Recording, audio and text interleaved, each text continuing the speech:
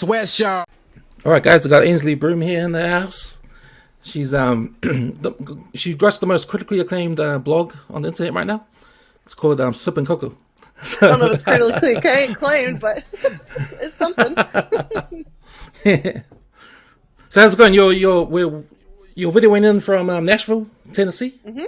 How's the weather over there? It is cold. I have today was the first day I turned on my heater, so it is starting to get really cold out here. Yeah. Now it's spring over here, so we're looking forward to the summertime. Oh, I bet. It's still being cold though. Oh yeah, I hate that for y'all. We're a little bit more. I've been talking to a lot of family overseas, and they're just like, I just don't understand, blah blah blah. And I'm like, I don't know what to tell you. I just live in the States. Oh, sweet.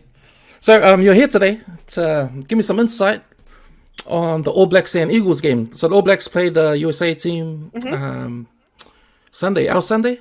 It's y'all Sunday. It was Saturday here.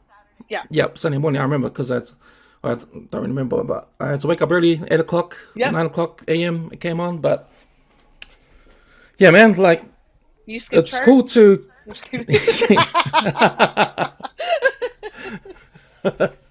But it's cool that I can connect with you, being a Samoan that's living over there in the States, who is a rugby fan and an All Blacks fan. So I just want to start with how did you become an All Blacks fan, Aynsley? So my dad is from New Zealand, and so I feel like as kind of because my dad's not really into sports though, but as a default, just was always an All Blacks fan. I think as a kid, I grew up seeing the haka being performed by the All Blacks through social media or something like that, and just hearing about it all the time. And so I remember even in high school, I think it was high school, I started to slowly just become more aware about the culture, about rugby, and so I would told my dad I love the All Blacks, blah blah blah blah, and so he for Christmas bought my sister and I rugby jerseys. It's actually in my closet. I should have brought it so I could show it. But yeah, brought me long sleeve rugby jerseys, and ever since then, kind of just been a fan of the team. Always supported it, and have slowly more and more become aware and trying to catch games when I can, because obviously you said, you have to wake up at 8 a.m. to watch it. It was 3 p.m. over here, and so when the World Cup was going on, I think so. I actually first started the blog because of rugby. It was because of rugby and because of a lot of other things, but mainly at the starting point, it was because of rugby that I started the blog, because I'll just briefly touch on this, because there's a lot of things that happen systematically in rugby that I was like, that doesn't seem fair that our boys have to go through that. Or why is the commentator really just commenting on his hair and not how he's playing? And it was always interesting to see, or when you listen, to hear how European commentators, when there's not a Pacifica person in the room, how they commentate a game versus when there's a Pacifica person in the room. And ever since then, I've kind of tried to talk more about there needs to be more Pacifica people at the table, because we have literally changed the game. It is not the same as when they brought it to our islands. It has literally changed because we've been changing the game. So you sure it was that, and not because they were wearing short shorts and the men wearing short shorts? And because I know over there, I know you Americans are used to NFL. Because I know you Americans are used to American football, and they wear the longs. They got the helmets on and little pads and everything. They covered up. Yeah, they're still tight. They're still tight. They may be long, but they're still tight. But hold up. Oh, I can't believe I'm exposing myself like this. But if you're a rugby player out there and you're single, and we'll check what village we're from if you're from Samoa. But I mean, I can't help. I got some good warm up photos. They're just warming up. They're just warm up photos. I'm sorry. I mean, the game was great, y'all. I promise I watched the game. Yeah. But yeah, I couldn't help but notice the great physiques. No, that's cool. That's cool. So you heard about the the All Black tour, so they were going to stop over in the States to play you guys. Yeah. So I did you just luckily plan straight away that I'm going to go see this game? How did that all play out? so I luckily, because I'm on TikTok half the time, I was just going through TikTok and I follow the All Blacks, and it was a video that popped up, and it was said, haven't been to the States in I don't know how long, and they're like, can't wait to play on Saturday, October 23rd, and I was like, hold up, when is this happening? And so like I looked it up, and they were like, 1874 Cup is happening. We're coming to the States, first time in a long time. And I was like, oh my God. So I like looked at my sister. I said, do you want to go to a game? It's a rugby game. And she goes, where? I said, in Maryland, Landover, Maryland. I was like, it's just a 10-hour drive. We'll make it. We can drive, whatever. And she was like, I guess so. And so then she looked up how far it was from one of her best friends, her college roommate who lives in that area. And she was like, oh, we can stay with them and then we can go to the game and all of us can go and enjoy the game. And what was great was that, like, me being an All Blacks fan, my sister being, kind of an All Blacks fan as well, getting to take some of our friends to come see it. They've never seen rugby. Some of them have seen a little bit of rugby, but, it was kind of their first rugby experience. And it was just, it was awesome. So that 10-hour trip, man, that must have been. Is that a trip you've taken before, like cross country like that? So I'm used to be I guess you could say well trained in making those long trips because we have like friends and family that live in Texas. My sister also lived in Texas and went to school there, and from Arkansas, where I'm originally from. We could drive from our home all the way down to Texas and it was a 10-hour trip. And that trip, it wasn't so bad. It's more of a straight drive, but from Nashville to Maryland or to Arlington where we stayed, it's kind of a curvy, mountainous drive. So it was a little scary at night, and then was getting a little tired too, coming back Sunday. So today I'm surviving on coffee and 2 energy drinks. Nice.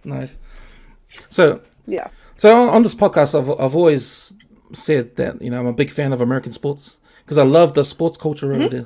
I think the sports culture in America is, man, I'm jealous. I'm jealous because we don't have that sort of culture here to that because to me that's extreme, and that's all the tribalism you guys have, and all the support and all everything. I'm so jealous. So when I saw the footage of the game in the morning, like they had like a pre-game sort of a build up to it. They had one of our ex-All Blacks who is playing rugby in the States right now, Andy Ellis. Now he was there giving an interview outside the stadium, and then he was referring to there was a little bit of tailgating going on outside the stadium. So when you and tailgating, like this is something we don't have over here, or we because it's. If we had tailgating here, there'll be a lot of arrests and things like that, and But I mean, there's probably a few arrests that happened. Yeah. I'm not gonna lie. But and he was talking about like how there are a lot of Kiwis there. He said. So when you guys showed up to the stadium. So yeah, we woke up that morning.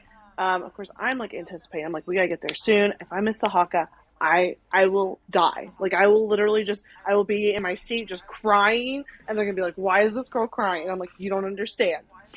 And so we get up, we go and eat, have like a brunch. So my friends were like, "Do you want another drink?" And I was like, "No, I have to be sober for this game. I'm gonna like lock in all of these memories. I have to be sober." So I just only had a few mimosas, and we ate, and then we go back to the apartment and get ready. Of course, I had already woken up and gotten ready because I'm one of those people that if I have an event, I'm up, I'm getting ready 2 or 3 hours ahead of time. I don't care if there's in between events, like I'm going to be ready to roll. So like it hit about 1:45ish, and I was like, "Hey, like, can we get going? Because I'm sure there's going to be traffic." There was a there was a Army and Navy game, rugby game, before this game actually, and I didn't realize that was happening. And so like it was getting close, and my ticket had said 3 p.m. and it was the GPS told us that we would get there around 2:48 p.m. And I was like, trying to be chill. I was like, I know I'm not the one driving, and I know I'm here as a guest, but this is the only reason why we came. And I think my sister knew that I was like dying inside, that we were not going to get there on time. So we arrived to the stadium. We luckily got there at 2:48. I had already bought parking the night before. I was like, we're not messing with parking. I'm going to buy it now. Bought parking. It was close to the stadium. We walked really fast, and then they stopped us. They said, your bags can't go in, but there's like lockers right over here. And I was like, oh my God, we're going to get stopped. And this thing says 3, but I know there's a schedule that says 3:30. I don't know what time it is going to be at. And I've never been to an All Blacks game, so I don't know what time, at, American sports, like you have your pre-warm up. And I'm sure, I don't know if this is all sports, but I know like for basketball, because I've been to a lot of NBA games, there's your pre-warm up, and they go back to the locker room, and then they have like the big run outs, like the big, lights are going to turn down, spotlights, big run out. And then they do the regular warm up. And then they do like the calling of the players. So I'm like, I've never been to a rugby game. This is in the States. I don't know what's going to happen. I just know I should have gotten here at 2:30 so that I could have just chilled and been fine. So instead, because I was like, I don't even know where we parked on this side of the building. I've never been to the stadium. And so we finally ended up getting a locker. I transferred tickets over because at first we were going to put the bags in the car. Then we decided not to. And so anyways, it was very chaotic. And so we finally get in. Her tickets aren't loading that I transferred to my sister's friend, or she's my friend as well, to my friend. And I was like, oh my God. And my sister goes, just take the phone. You already have one ticket. She's like, take my phone because we're going to have to use yours. I was like, okay.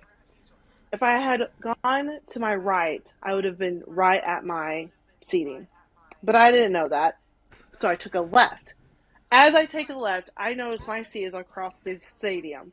And so I take off running. Like, I'm running like a mad woman. And I stop in the section where you can, like, see, like, the whole, you can see the whole stadium. And I'm like, does anybody know if they've started the hurricane? Does anybody know what's going on? And there was this one Islander guy who the only reason why I could safely, this is the one time that I could safely assume that someone was either Samoan or Tongan or some sort of Islander, because he was brown and he had a Pasifika tattoo. That is the only time that I'm ever going to safely assume that person knows what's going on. And they had an All Blacks jersey on. So I said, hi, are you Samoan? Which, y'all have to realize, I grew up in Arkansas, no Islanders. I live in Nashville, hardly any Islanders. So, like, to me, seeing an Islander and getting to connect with them is a huge deal. Like, I'm like, oh my God, like, I'm freaking out as if they're a famous person. But that's just because the connection. And I don't know if any of y'all get, I don't know if it's understandable, but, like, around here, like, when you meet an Islander kind of, like, in the wild, it's kind of just, like, this relief and this, like, oh my God, there's another person here that understands me. Homeboy kind of looked at me like I was crazy, because he was like, well, yeah, I am Samoan. What do you think? And I'm like, you don't understand, dude. I'm from Nashville. Seeing another one of our people in the wild does not happen all the time. But he had actually flown in from Denver. So that was very interesting to hear that somebody came from Denver across. So, like, Denver's over here and Washington's over here, just for those that don't know. So they, like, literally flew cross country. But he was like, he had, like, I think he sounded like he was from New Zealand, and he was like, oh yeah, no, they haven't done the hockey yet. I was like, okay, thank you. So then I just sprint again. Like, I sprinted, and y'all, I've had knee surgery. I was amazed at how well I could, like, stop and, like, go, and, like, I was like, like, adrenaline was on a high because I couldn't miss that haka.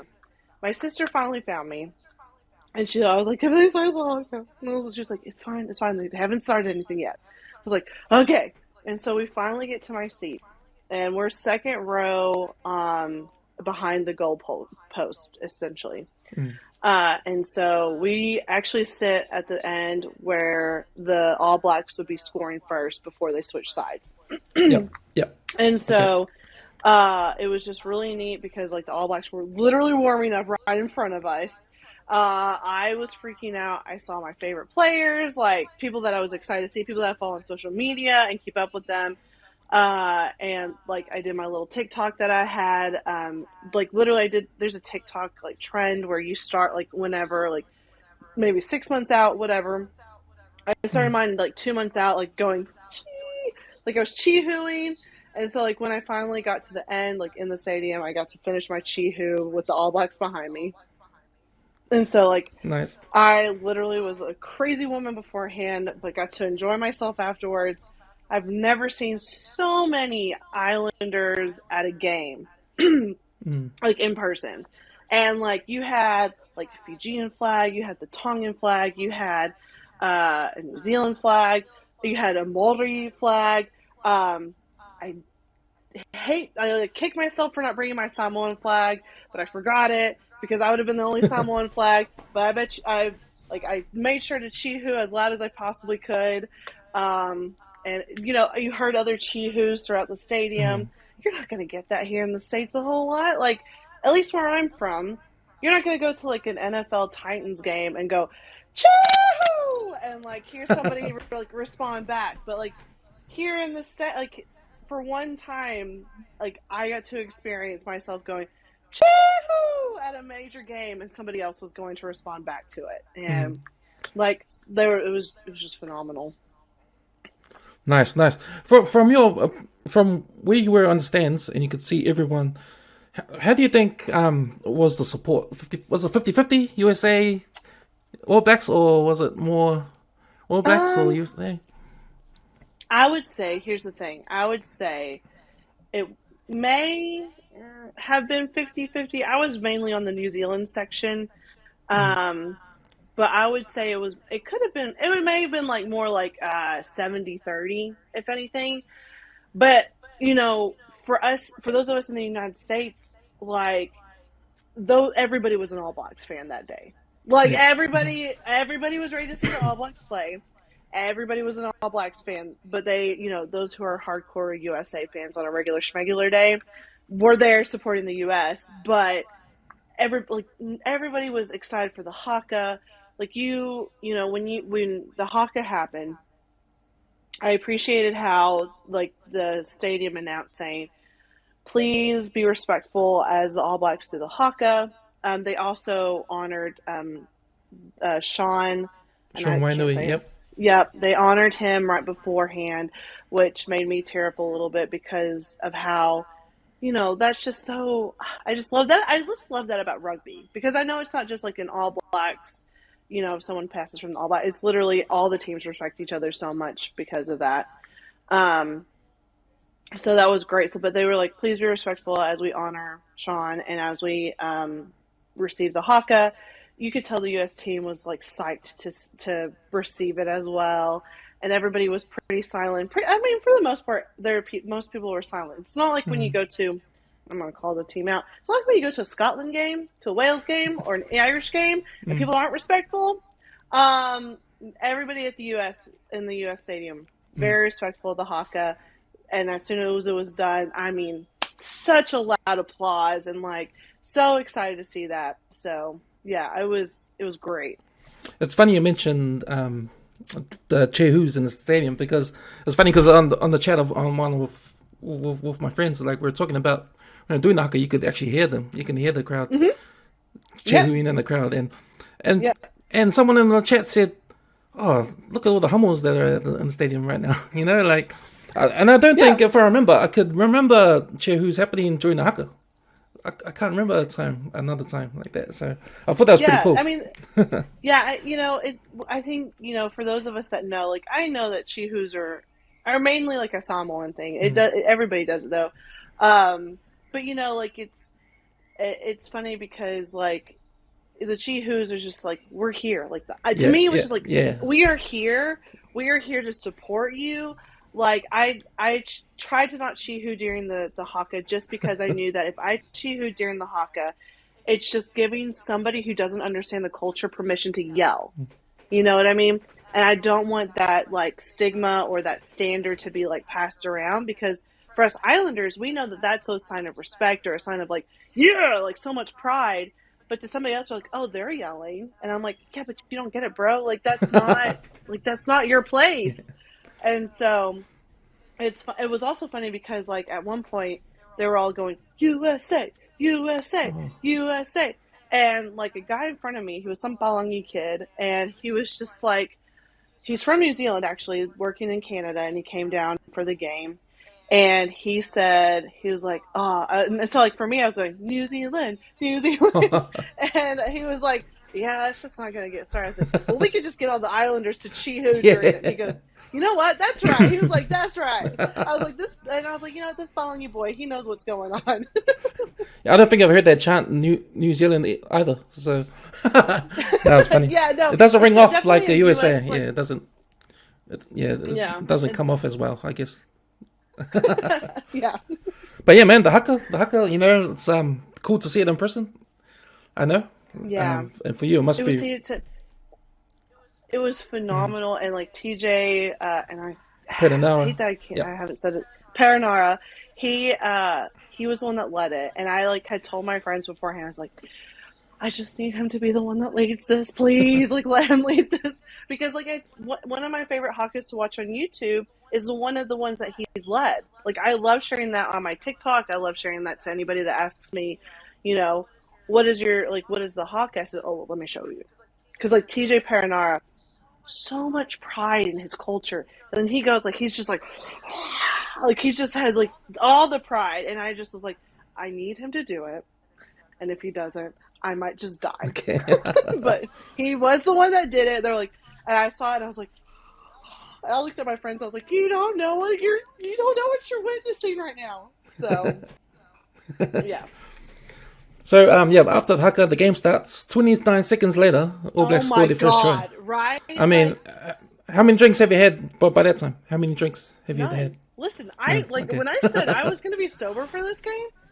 None. I waited till like halftime to like allow myself to go get a drink because I was like, I can't miss any of this. Like I have to be able to remember everything that's happening.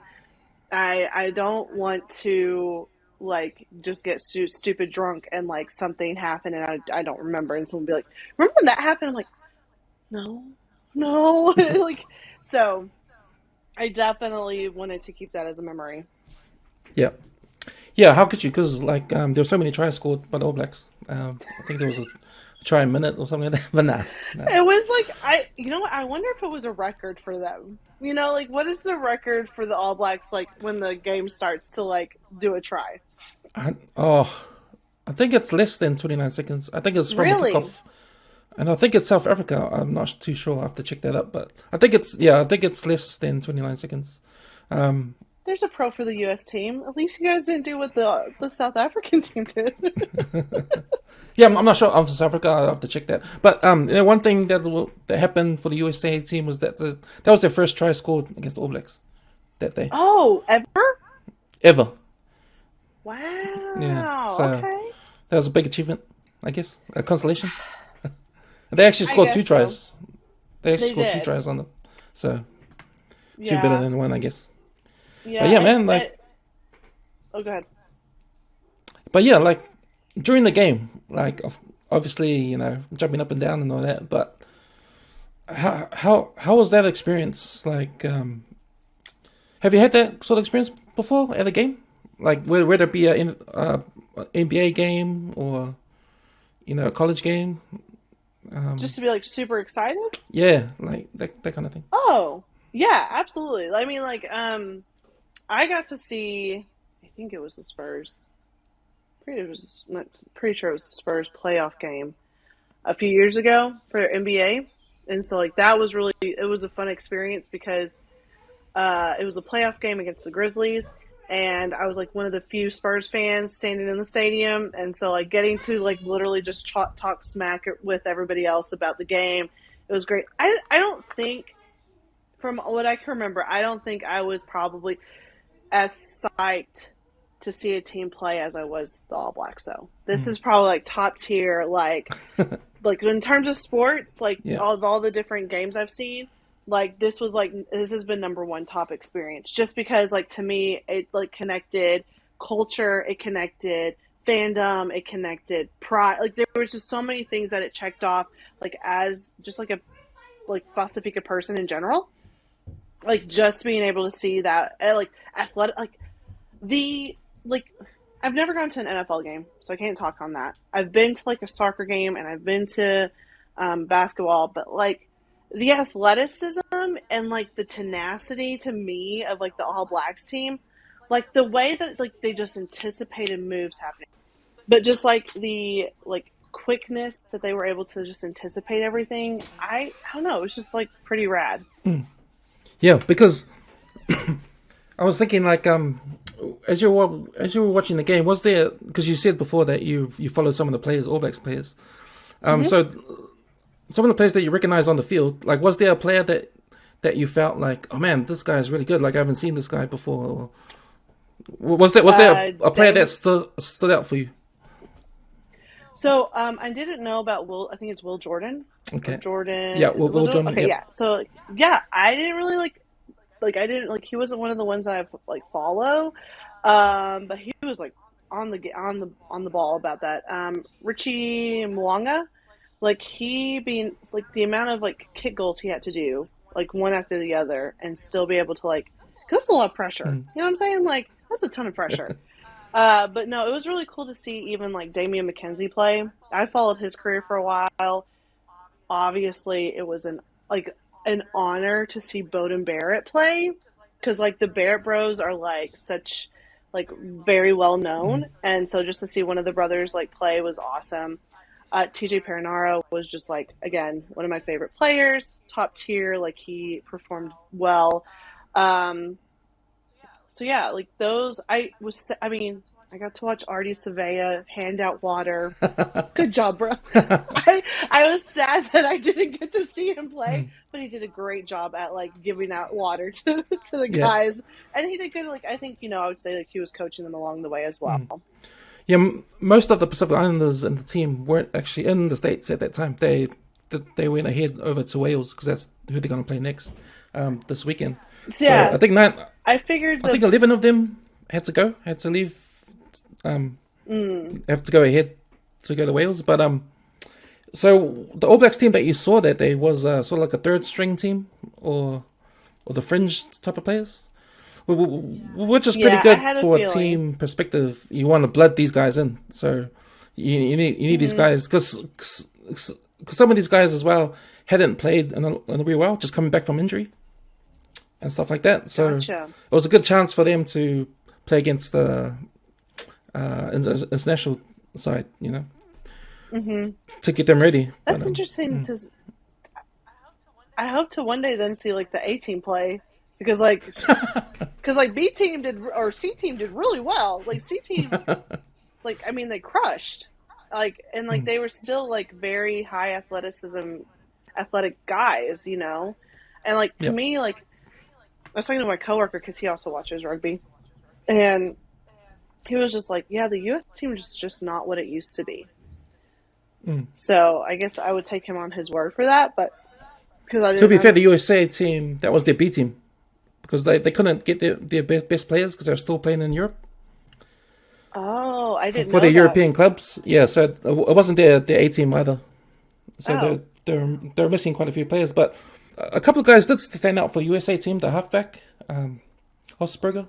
which He's one? the one that scored the first try. He's the number Oh, 9 yeah, mm-hmm, for the yeah. US. And there was a Pacific Islander guy, number 13, the center, Savite Lopetzi. He had a good game Okay. I don't for the know US.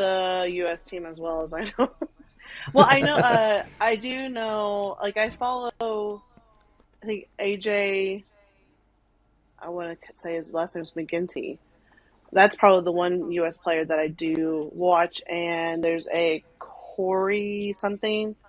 I can't remember their name, like his name. But those are like the two players that I know of. But that's from like me watching U.S. rugby during the Olympics like years ago, and they still happen to be playing for the U.S. rugby team now. And I know like David, is it Danny Tui?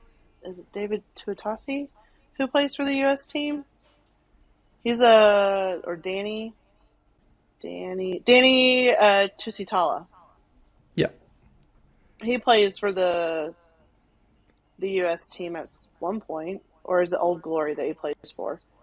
So It's do you MLR. follow the MLR that's in the States? That's the Major League Rugby competition Oh, that that's probably USA who he have. plays for. Yeah. A little bit. I Mm. had somebody I knew who played for the Austin team. I think it's Austin. I think it's MLR. But there was a guy who I knew who came from the Samoans team, and then came to Austin to play. But he doesn't play there anymore. Oh, okay. Yeah. Hmm. Interesting. It's a Yeah. it's a Potu Liavasa. I think he Oh, played for okay. like the sevens or 15s. If there's is there 15s? I'm still learning rugby, y'all. There's so many layers. No, no, it's all good. So you've been to a sevens game when the sevens circuit was happening there? I think they had the games in San Diego. So they had the San No, Diego I haven't. sevens. Mm.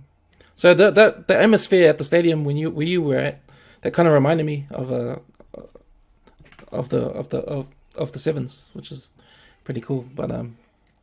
Yeah, So obviously it was a high score at the end there. So right.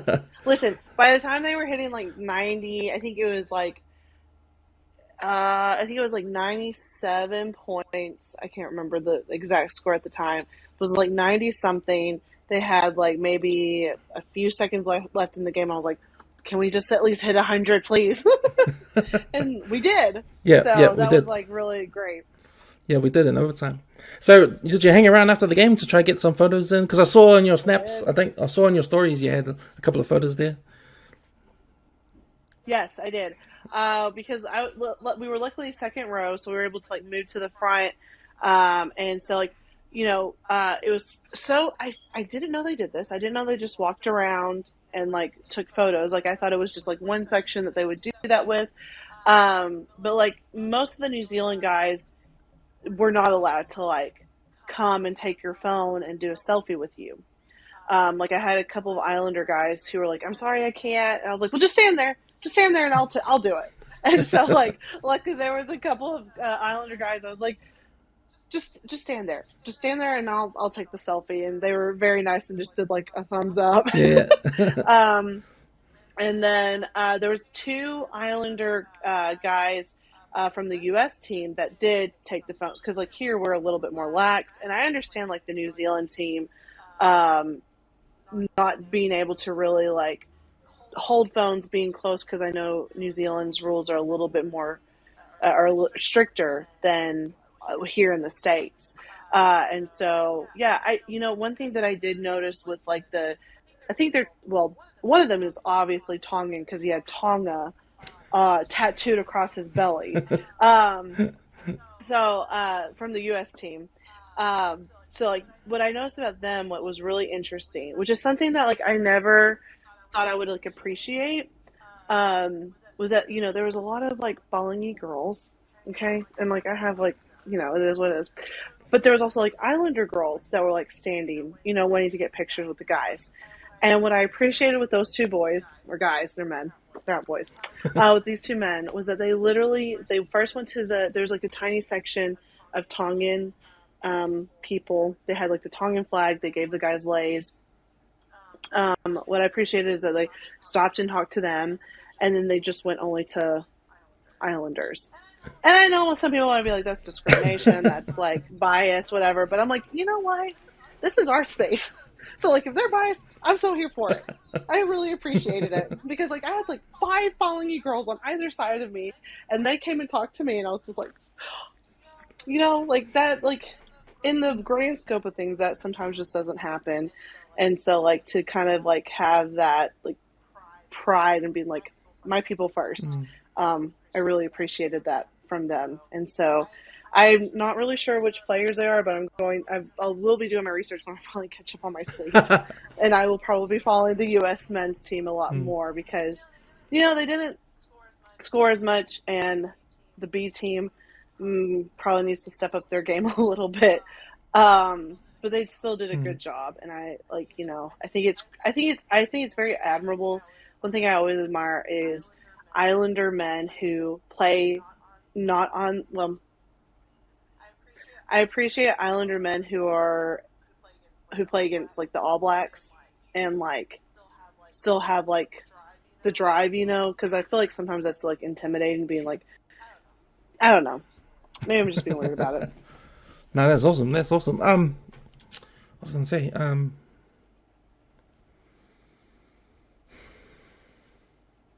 shit, my head got blank.